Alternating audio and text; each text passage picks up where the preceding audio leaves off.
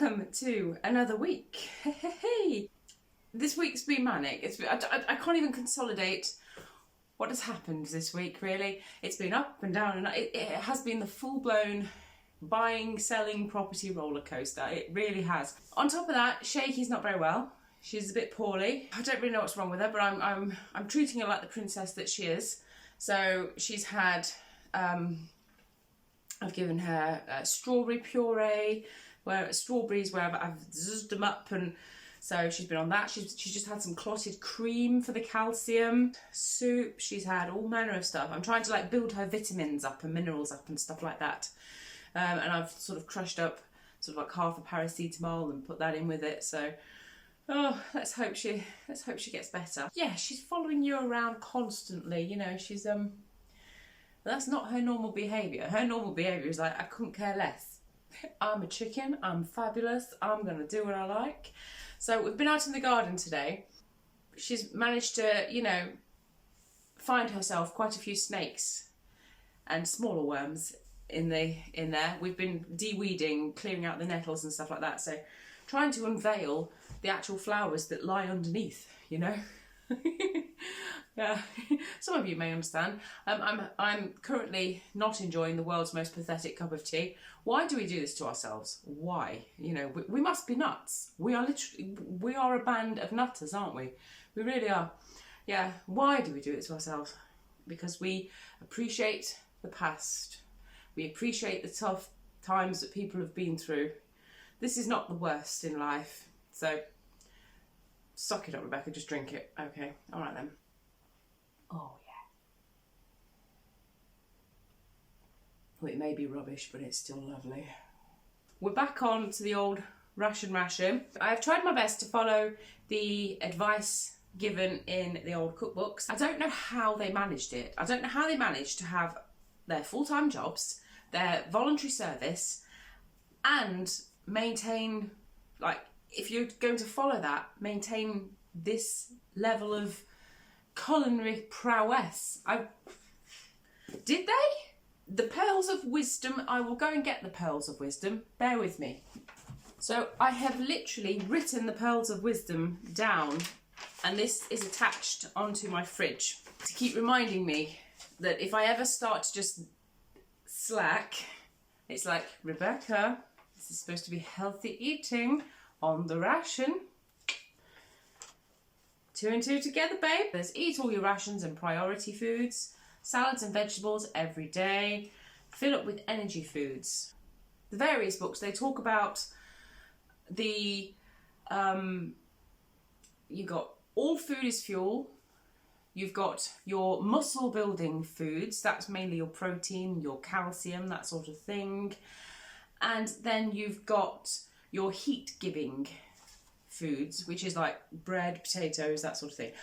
I'm still not quite sure what they mean by heat giving, but you know, to me that bread and potatoes is carbs, that's energy, but all food is fuel. So yeah, so I still don't quite grasp the heat giving foods, but you know, we roll with it. And then they also talk about your various vitamins, minerals, that sort of thing. So, having read through it, I've tried to incorporate this week that every time you sit down for a meal, there's 21 meals in the week, that is 21 meals that you've got to sort of meal plan, you've got to spread your rations over, which when you say it like that, you think, oh dear. Oh dear.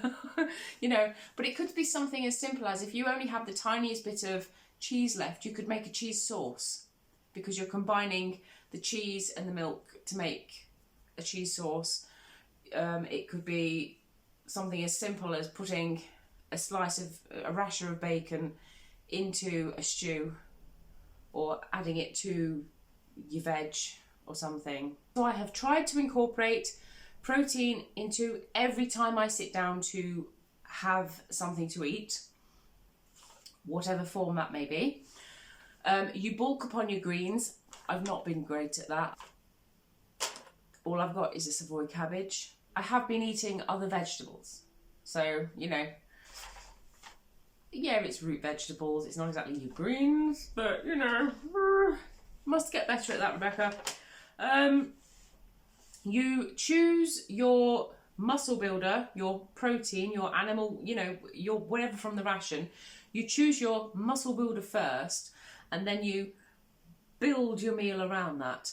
And whatever you've had during, when you decide what you're having for dinner, your proper main meal of the day, then you incorporate the your lunch or your supper, or lunch and supper, around that. So if you're having a really big, hearty main meal as your dinner of the day, then you might have just a vegetarian option, a very light vegetarian option for lunch, you know, or, you know, just a very simple supper. Or if you're having for your main meal of the day a lovely big plate of salad, then you're going to want something hot for lunch or for supper.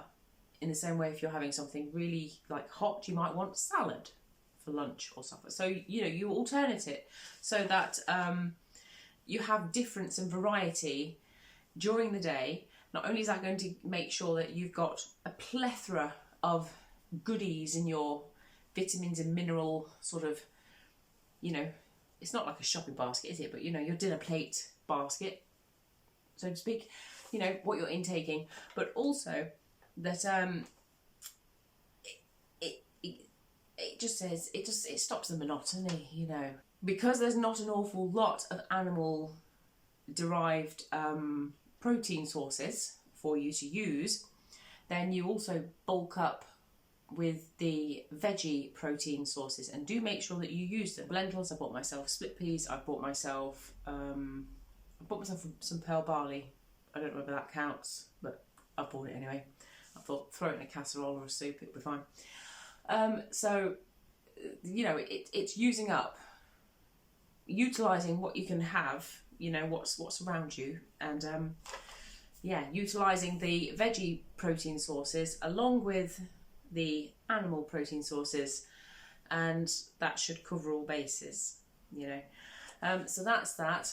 Another thing I've been incorporating is to have a serving of orange juice each morning at breakfast as best as I can. If I miss it at breakfast, I always make sure I have it at some point during the day. The carton says 150ml for this modern day serving, so I've just rolled with that. I don't know what their serving was back in the day, but I thought that'll do. Oh yeah, drink plenty of water. I mean, I drink a lot of tea. Does that count? I think so. Right, so then it did say to plan ahead. Now I managed to do this for all of 2 days. You know, a pathetic attempt. I really should. And do you know what I'm going to do? Because today is Friday, it's the last day of the week. So tomorrow I'm at the farm, I will do my shopping. I am going to sit down and meal plan this evening. I have my books around me, so I am going to do that. And at least try and decide what am I having this week. So a very vague idea of what do you want your 7 main meals to be, bearing in mind you only need to probably pick about 3 or 4 because you'll be having at least 1 or 2 of them more than once. You know, I mean, it's just the way it is. But it does save on the cooking if you're making yourself, you know, 2 or 3 mains to last throughout the week. Yeah, it's going to save on the cooking. Plan for economy. Stick to the plan and buy the cheapest foods out of each group. So yes, that's good advice, you know. Cheaper cuts are as nourishing as the more expensive cuts. When fruit is expensive, raw veggie salads, cabbage, swede give you the same vitamin. Oatmeal is cheaper than cereal. Yes, it is. Herrings are the best value in fish. I wouldn't know. I don't buy that much fish. It's normally tuna, it's normally for the cat. Oh, the cat's back. You might see the cat at some point in a video. Plan to save labour, which is mix quick dishes with the complicated ones. Yes, that also comes into play of if you're going to try a new dish, maybe one, especially one that you don't rightly know if you're going to like or not, then always, you know, put it alongside at the same seating, something that you enjoy. So, you know, so at least if you don't like it, then at least there is something you can eat. You're not going to go hungry. Because then when you go hungry, you make mistakes. We all know this, don't we? Girls and boys. But yeah, the nibbles, you get the nibbles. And then plan meals that look good. Make full use of greens and coloured foods and garnish well. And then plan for variety. A monotonous diet is badly digested. So yes, there we are. So they are sort of the main kind of things I have taken from this week. On the list, you've got breakfast, you've got a mid-morning snack, you've got a lunch, you've got afternoon tea, you've got dinner, and then you've got supper. That is 6 sit-down sessions of eating. Where are you supposed to find the time to sit down 6 times a day to enjoy the finer things in life at an afternoon tea or whatever? You just don't love it. You don't. It's grab and go. It's just, I'm sorry, but it is. Especially this week. My gosh, it's been busy. The trusty book is back. It goes without saying that on every single day, I've had copious amounts of tea. Enough said. Starting with Saturday, we had oats for breakfast, along with some toast, some butter, and marmalade. Then it was a pack lunch for work because I was at the farm shop. So it was egg sandwiches, and then it was root soup for supper. And then in order to incorporate the protein, I sprinkled a little bit of cheese over the top. So on Sunday, I had quite liquidy based, easily digestible foods, because on Monday I had an old pokey proddy appointment with the Mrs. Doctor, and so I wanted something that was sort of easily digestible and everything. I learnt from the last time I went that sometimes it can make you feel a bit when she's poking and prodding and pushing things all around, and you're like, ooh, okay. And I didn't want to experience that again. So I started with yoghurt and my orange juice. And then I had egg fried rice for lunch. The chicken, approved. Yes, she enjoyed that very much. Yes. And then a cocoa with cream. I find that a cocoa is a really good substitute for having a pudding or having sort of a sweet treat in the afternoon, you know, like afternoon tea or whatever. A can of tomato soup with toast and marge, followed by some stewed rhubarb and a custard. Very nice it was too. On to Monday was the appointment. I tried my best to not eat at least 2 hours or so prior, so I didn't really have much of anything. It was just sort of yoghurt and rhubarb for breakfast, along with some orange juice. And then I made some crab sandwiches to take with me, so because I knew I'd be starving, because that's all I'd had. It all went well. Pokey proddy, see you again in 3 months, Rebecca. After I'd given blood, I was like, ooh. I was like, don't look, I'm not looking. He took plenty of vials though, just flick, flick, flick, flick. I was like, you know, you can sort of like hear them going clink, clink, clink, can't you? I was like, how much do you want, you know? So then I went round to my friends after that, and obviously she plied me with plenty of tea and cakes and biscuits and all manner of giggles galore, so, and hugs and everything. So yeah, so that was nice. So that was definitely the afternoon tea ticked. Yeah, we've done that. And yeah, then I went home and I had, bit naughty.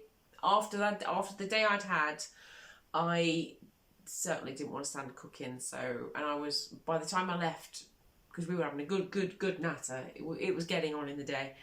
So on the way back home, I got a bag of chips. But look, the chip shops had to survive somehow. They need your patronage. Mummy had big news. Tuesday morning, waking up first thing, so there was literally no breakfast that day. I ran out the door. So then I managed to get back home and, you know, nip 10 minutes out of my day to make some beans on toast with a fried egg on as my protein aspect. During my break at work, I had a couple of sort of cheese and onion slices from the deli. So again, it's probably a bit of a cheat. Oh, yeah. This is why I consoled myself with the 2 cheese and onion slices, because normally I would not have touched them. Lost the cottage.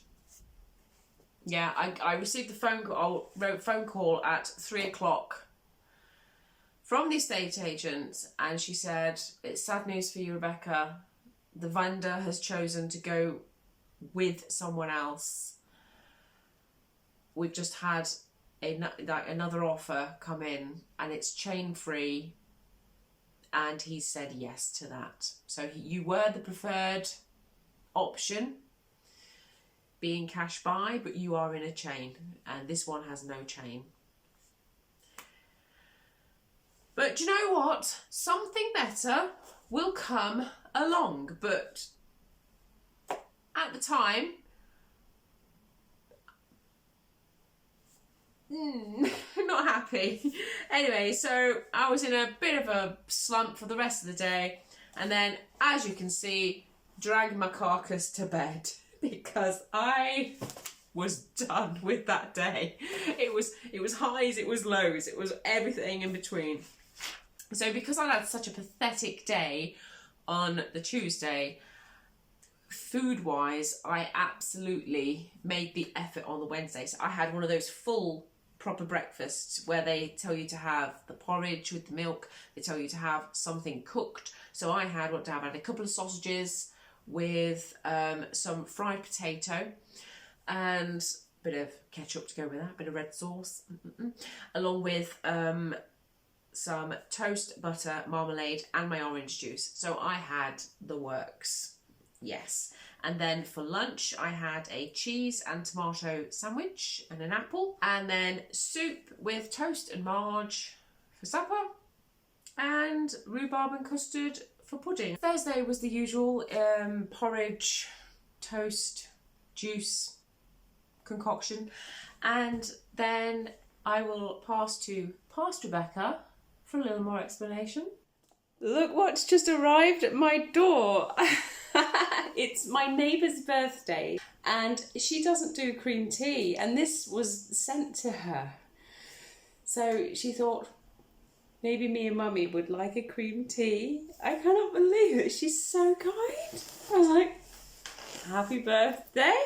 It was scones with Mother as a afternoon tea, but at 11's because I had to go to work. And then I came home and I made the meat puffs, and then when I got in for a rather late supper, but I was determined to have some greens, I managed to have the meat puffs with Savoy, cabbage and gravy.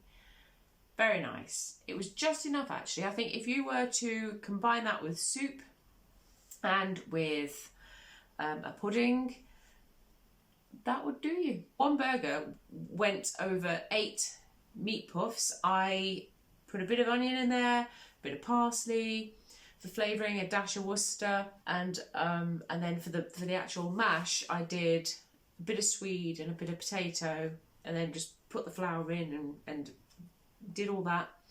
And then I used the very last of my cheese ration for the week and put it on top, and it turned out really nice, really nice. They'd be great for packed lunches. So yeah, you know, again, it's thinking about how can you spread your meagre rations over 21 sittings. And then Friday, I have had a sausage sandwich with some juice, a raw vegetable sandwich for my lunch. So I'm going to like bulk out and just have a go and see what that tastes like. I think I've got a little bit of salad drizzle somewhere kicking around in the fridge. And then I think I will finish off with my meat puffs and Savoys drizzled in gravy once again. And I might finish off with cocoa because I don't have a pudding and I'm not really in the mood for cooking anything. So that is my first week back on rations, but trying to incorporate what I've learnt and the advice given from the books, armed with a lot more information than I was previously. And I feel okay so far. I'm not having to take any multivitamins at the moment. I'm just cracking on. Takeaways from this week for me are that you need to eat your greens more. You need to eat more sort of raw veg because that's apparently where the nutrients are. They're not quite so damaged. When you cook things, you damage the nutrients. So try and incorporate a bit more raw. Try and plan ahead. That's the big takeaway from this week. Planning ahead. So I will be doing that once I settle in for the evening. I'm going to love you and leave you now, chaps, and I wish you well for next week.